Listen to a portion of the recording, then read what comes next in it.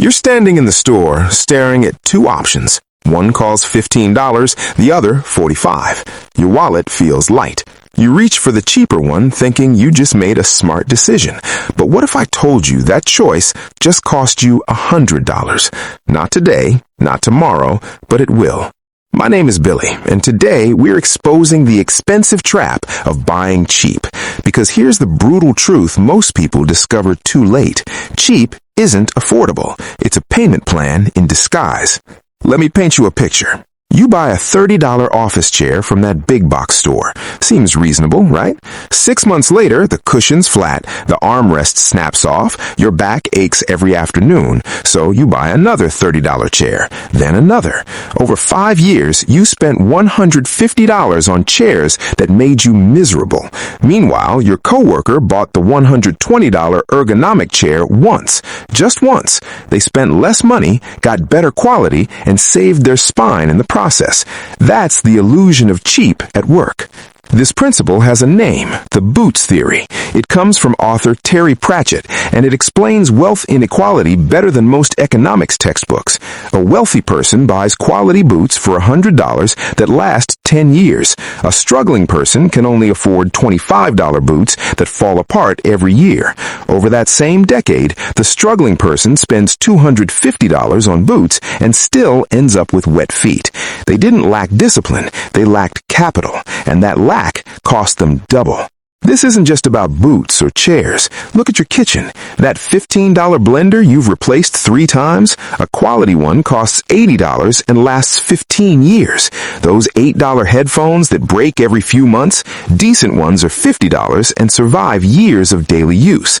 The cheap frying pan that warps and sticks after 6 months versus the cast iron that your grandchildren will inherit. We mistake the pain of paying more once for the smart decision, when we should fear the agony of paying less repeatedly. But here's where it gets psychologically twisted.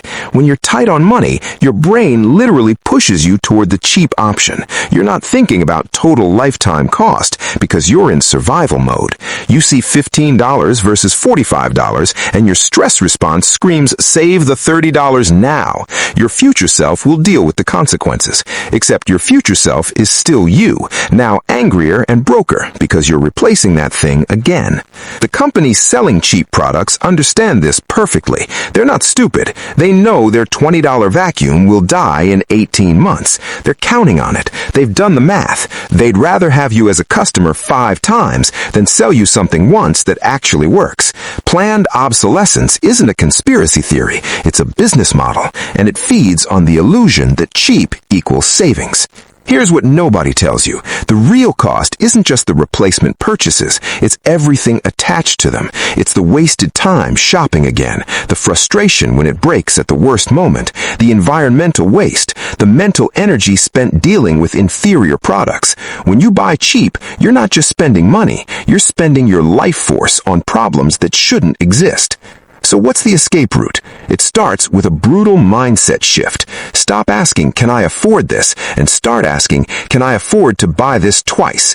If the answer is no, you cannot afford the cheap version. You need to either save for the quality version or find a different solution entirely. Borrow it, buy it used, but quality. Go without temporarily. Anything except the trap of buying garbage that guarantees you'll be back in the same store making this same painful choice again and again. I know what you're thinking, but I literally don't have the extra money right now. I hear you. The system is designed to keep you stuck in this cycle. But here's the hack. Identify your most replaced items, the things you buy cheap repeatedly. For most people, it's shoes, phone chargers, kitchen tools, or work essentials. Pick one, just one. Sacrifice somewhere else temporarily and buy the quality version of that one thing. Break the cycle on a single item. Feel the difference. Let that fuel you to break it on the next item. The wealthy aren't wealthy because they buy expensive things. They're wealthy because they stopped paying the poor tax, the premium you pay for not having enough money to buy quality. Every time you replace something cheap, you're paying that tax. And unlike actual taxes, this one is optional once you see it for what it is.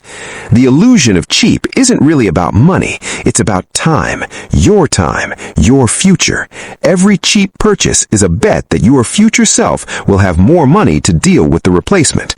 But why would your future self be richer if you keep making the same expensive mistakes? The only way to break free is to start treating quality as an investment, not an expense. Thanks for watching. If this changed how you see that clearance aisle, hit subscribe, because we're going to keep exposing the invisible traps that keep your wallet empty and your stress high. See you in the next video.